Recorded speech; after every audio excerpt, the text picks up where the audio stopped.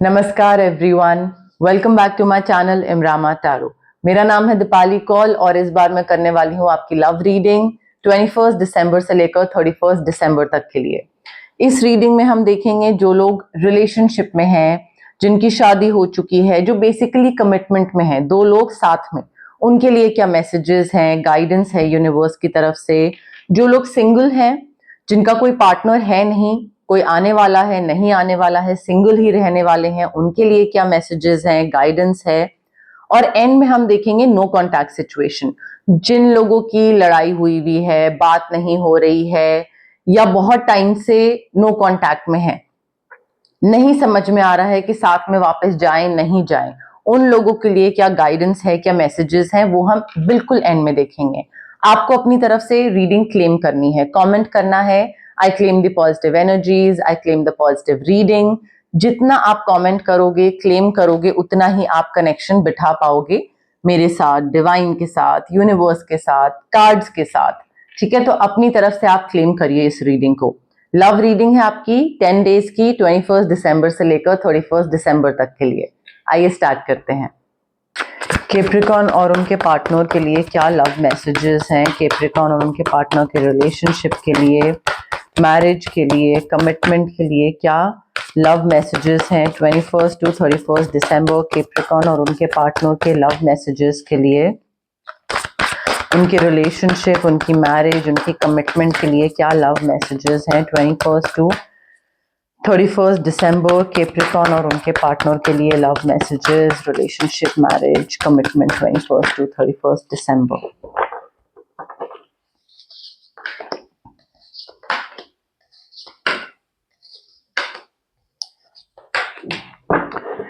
Capricorn देखिए, आपके partner हो सकते हैं पाइसेस, कैंसर, स्कॉर्पियो, ठीक है, सन साइन या मून साइन। अब जो लोग रिलेशनशिप में हैं, मैरिज में हैं, कमिटमेंट में हैं, कोई भी ऐसा अरेंजमेंट है जिसमें दो लोग एक दूसरे के साथ हैं, ठीक है, उनके लिए हैं ये कार्ड्स।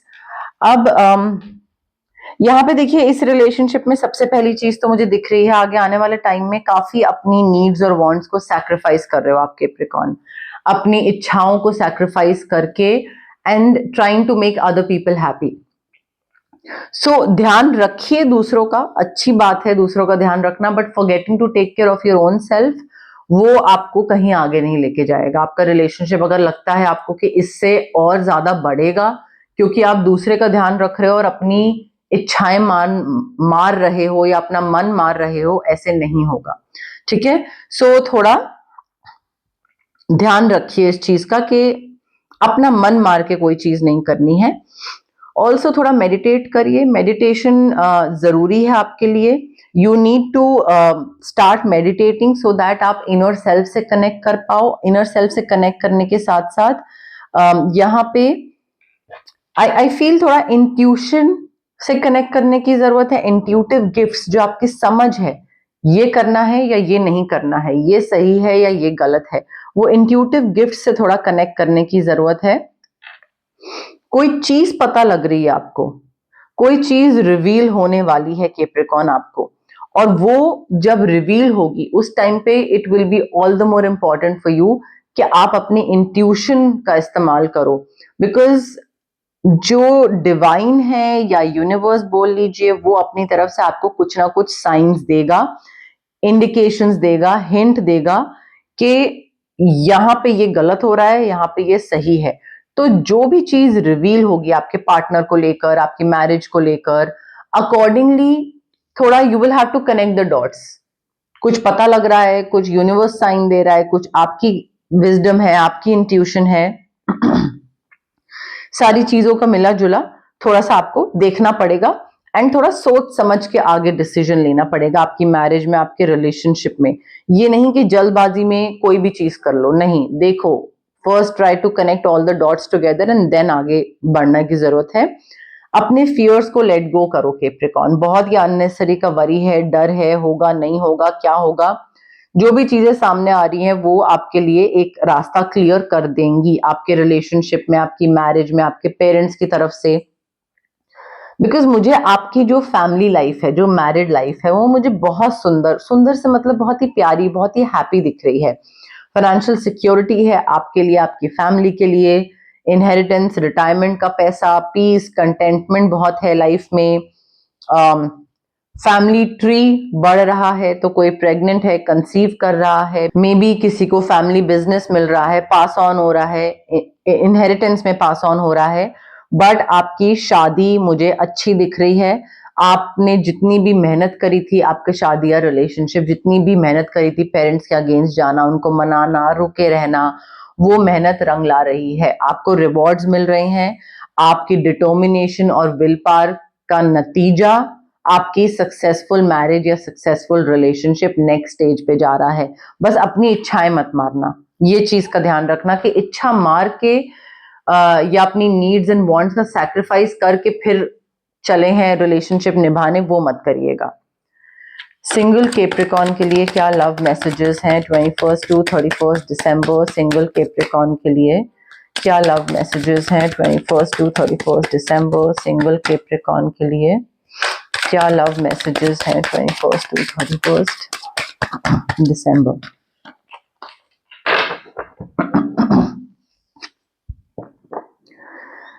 कैप्रिकॉर्न, देखिए आप में से कई लोगों की लाइफ में नया इंसान आ रहा है, सिंगलहुड से बाहर आप निकल रहे हैं।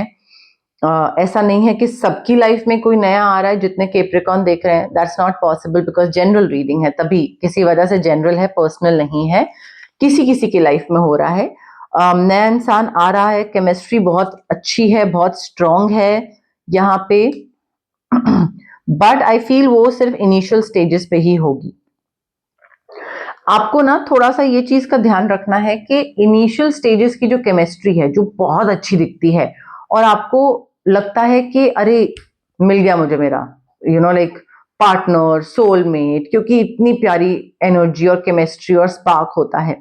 बट आई फील यहाँ पे ना आपको थोड़ा ये चीज देखने की जरूरत है कि केमिस्ट्री तो ठीक है, जो इनिशियल स्पार्क है वो ठीक है, बट क्या मेरे क्राइटेरियाज या जो मुझे चाहिए मेरे पार्टनर में, क्या वो इस इंसान में है?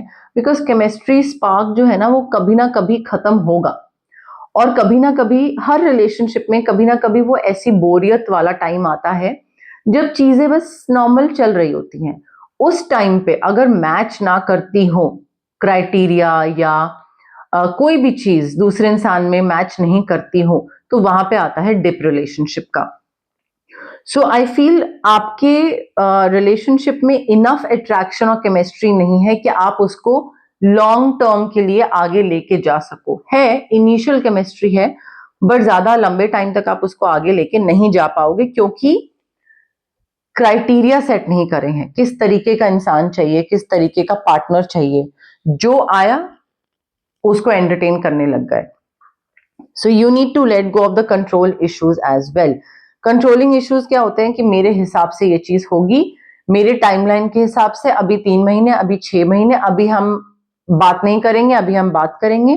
You need to let go of the control issues कि मुझे ऐसा ही चाहिए, ऐसा नहीं चाहिए, इतना से ये नहीं होना चाहिए। You get the point, right? So थोड़ा कंट्रोल इश्यूज को भी लेट गो करना जरूरी है। इस सिचुएशन को एक अनफोल्ड हो जाने दे, नेचुरली, ऑर्गेनिकली आगे बढ़ लेने दे।